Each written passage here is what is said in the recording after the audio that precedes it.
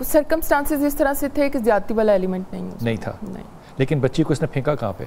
उसने बच्ची को बिल्कुल BRB केनाल के साथ ही आप जाएं, एक बिल्कुल आगे इनके घर से साइफन जी बिल्कुल वहाँ पे एक वीरान सा एरिया था, वहाँ पे फौजियों के मोर्चे बने हुए, वहाँ पे वो बच्ची को डंप करके आए। और वो बच्ची की लाश बाकायदा मिली नहीं है? नहीं, वो थोड़ा सा टाइम का डिले होने की वजह से वो बच्ची की लाश वहाँ से जानवर खा गए होंगे? जानवर खा गए। कुछ एविडेंस मिली है? कपड़े वपड़े? नहीं, उसके कपड़े मिले हैं, उसके हेयर्स मिले हैं, उसकी बोन्स मिली हैं और कपड़े भी मिले हैं। उस सारी चीज़ों का हम लोग फॉरेंसिक भी करवा रहे हैं। आप इनकी वालदा हैं? आप माइक पास कर लीजिएगा ज़रा थोड़ा सा। आपको सबसे पहले शक किस पे पड़ा था? भाई साढ़े नाल किसी नाल कोई लड़ाई वगैरह नहीं सी, मेरा किसी ते शक नहीं सी। किसी से कोई झगड़ा नहीं, कभी नहीं किसी नाल झगड़ा होया, किसी ते शक नहीं सी। तो ये आपके हमसाए में सामने था, घर में आना जाना था?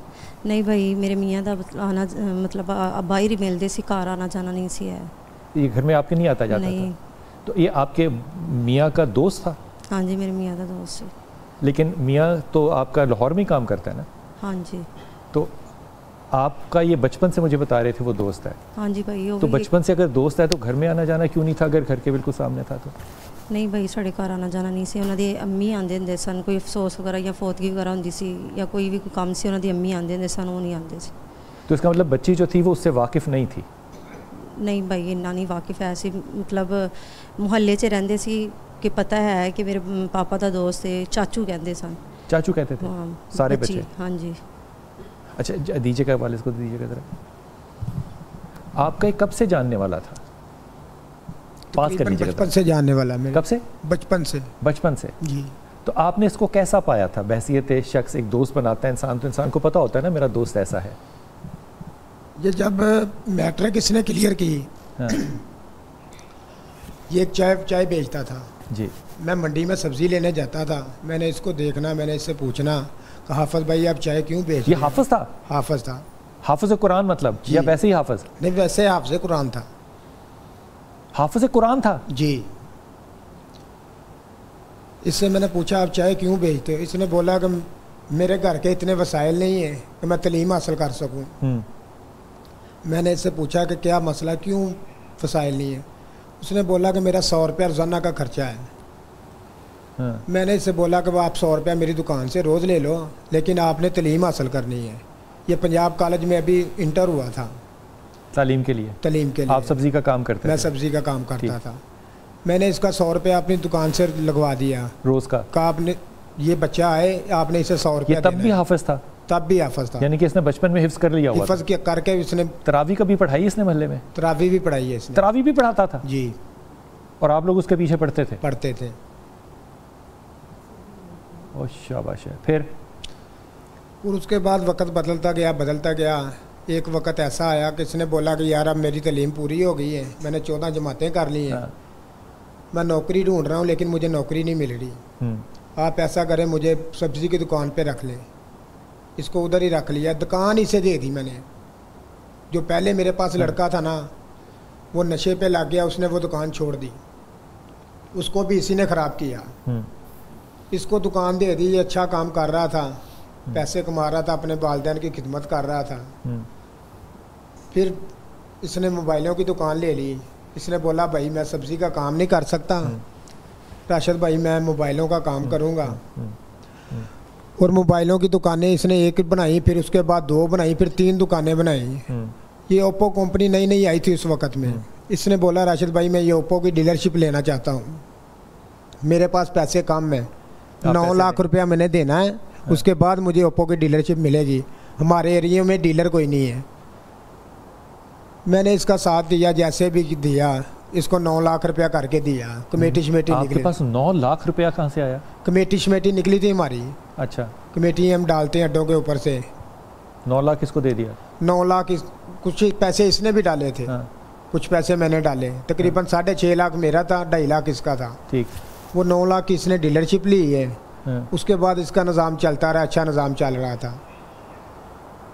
और बाद में 2 साल बाद इसने मुझे बताया कि यार मैं इस वक्त कर्जे में डूबा हुआ हूँ। अच्छा। मेरे पास पैसा नहीं है कोई, मेरे घर के हालात फिर ख़राब हो गए हैं।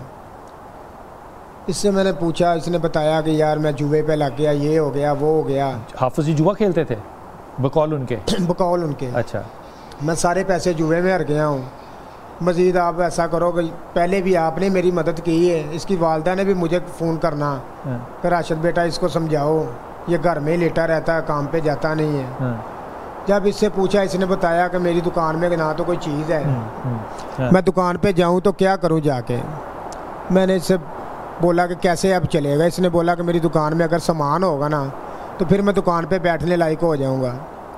इसकी दुकान में मैंने सामान डाला, ये दुकान पे बैठना शुरू हो गया।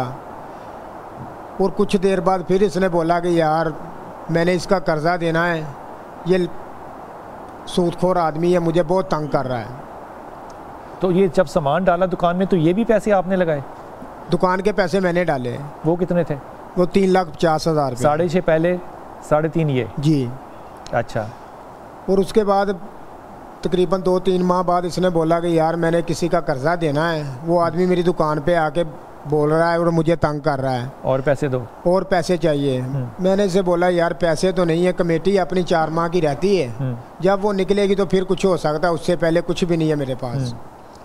वो हमारे इलाके के चेयरमैन राशिद करामत भट्ट, ये उसके पास गया, उसको बोला कि यार हमारी कमेटी है, आप ऐसा करें हमारी कमेटी ले लें, 9 लाख की कमेटी, हमें 7 लाख दे दें आप। कमेटी बेच दी? यानी कि कमेटी बेचने तुम्हारी कमेटी इसने उसको बेच दी? बेची नहीं, उसके पास गया बात करने बेचने के लिए। वो हमारे भी तल्लक वाला है, उसने मुझे कॉल की, राशिद ये बात कर रहा है हाफिज, तो तुम मुझसे मिलो आके। मैं उससे मिला, उसने मुझे बताया।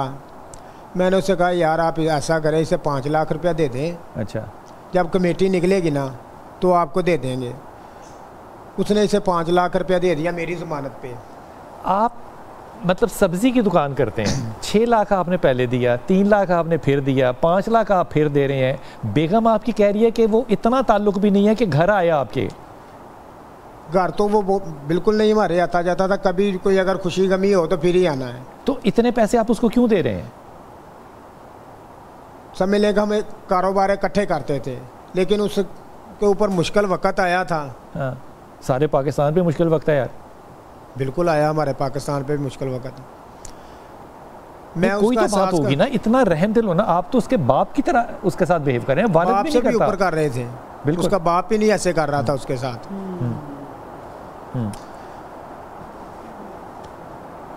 उसका बाप एक टांग से मजदूर है। ठीक। तो ये उसने ये जब आपको फ़ोन किया तो इस वक्त वो बेटी लेके जा चुका था?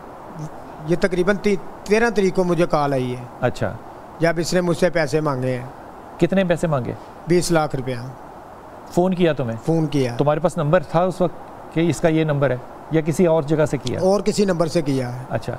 उसी नंबर से मुझे 10 तारीख को भी कॉल आई थी कि बच्ची के बारे में इन्फॉर्मेशन देनी है आपको मैंने।